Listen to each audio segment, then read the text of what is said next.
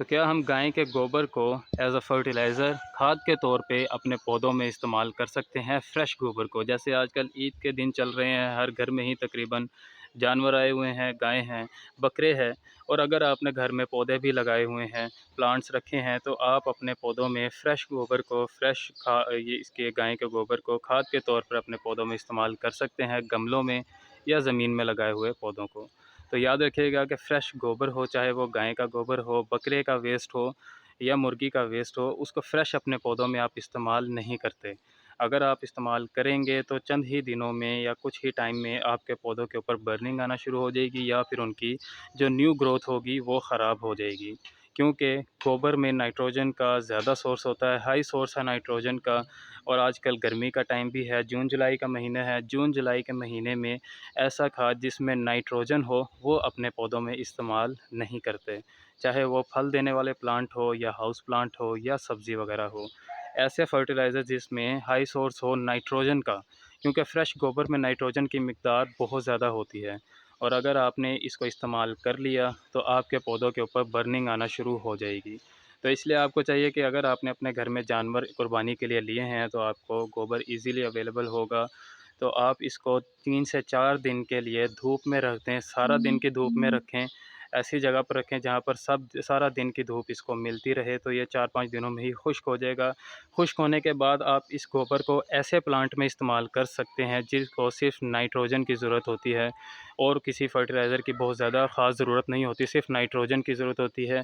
जैसे money plant है, इस तरह के ग्लोए वाइन है जो सख्त टहनी नहीं बनती, उन पे कोई फल नहीं लगता, कोई सब्ज़ी नहीं लगती, सिर्फ़ पत्ते ही रहते हैं। तो आप ऐसे प्लांट में गोबर का इस्तेमाल कर सकते हैं, लेकिन वो भी काफ़ी थोड़ी-सी मिक़दार में। बहुत ज़्यादा मिक़दार में इस्तेमाल करेंगे तो उन प्लांट की भी ग्रोथ रुक जाएगी और बर्निंग आना शुरू हो जाएगी।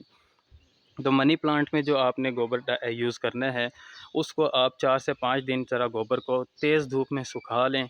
फिर उसको थोड़े से पानी में कुछ गोबर को, थोड़े से गोबर को, जैसे आपने अगर गमले में 12 इंच के गमले में या 14 इंच के गमले में मनी प्लांट को लगाया हुआ है, तो मनी प्लांट के इस 14 इंच के गमले में आप गोबर का, सूखे हुए गोबर के सिर्फ़ 3 से 4 चम्मच 1.5 लीटर के पानी में मिक्स करके डाल सकते हैं। तो इंशाल्लाह उससे आपकी ग्रोथ तेज़ हो जाएगी, मनी प्लांट की ग्रोथ या ग्लोए वाइन की, इस तरह की जो भी बेल हो जिसकी सिर्फ़ ग्रोथ होती है, सिर्फ़ पत्ते होते हैं, टहनियाँ भी नरम होती हैं, आप इनमें इंशाल्लाह गोबर को इस्तेमाल करेंगे तो फर्टिलाइज़र के तौर पर इस्तेमाल करेंगे तो इंशाल्लाह उनकी ग्रोथ काफ़ी तेज़ी से बढ़ेगी, लेकिन वो भी थोड़ी-सी मिक़दार में।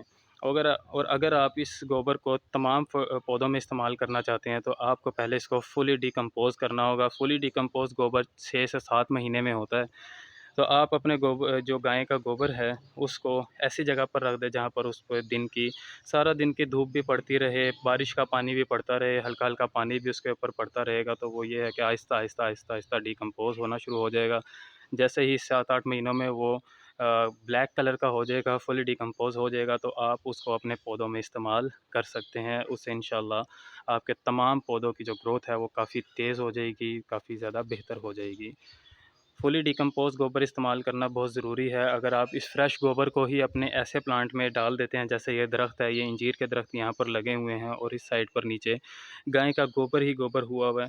तो अभी मैं इसको ये जब गाय ज़िबा हो जाएगी इंशाल्लाह कल, तो इसको मैं यहाँ से साफ़ कर दूँगा। अगर मैं इसको यहीं पर पड़ा रहने दूँगा तो इसमें जल्दी ही कीड़े पैदा हो जाते हैं। वो कीड़े अक्सर दीमक भी लगनी होती है, या दूसरे ब्लैक कलर के छोटे-छोटे से टिड्डे होते हैं, जो पौधों के तनों को भी नुकसान पहुँचाते हैं, पौधों की जड़ों को भी नुकसान पहुँचाते हैं। तो इसलिए फ्रेश गोबर को कभी भी आपने दरख्तों के साथ, बड़े दरख्तों के साथ, जिसमें फ्रूट आप लेते हैं जिन दरख्तों से, उनके साथ, तने के साथ अटैच करके उसको नहीं रखना।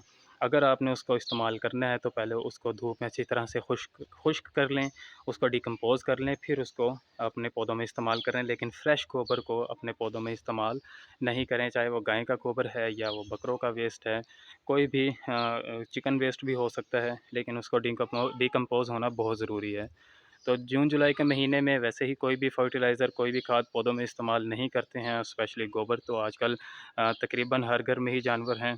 तो आप अपनी तरफ से तो ज़्यादा पौधों की बेहतरी के लिए, उनकी ग्रोथ को बेहतर करने के लिए ही गोबर इस्तेमाल करेंगे, लेकिन उससे आपके पौधे जल्द ही ख़राब होना शुरू हो जाएँगे।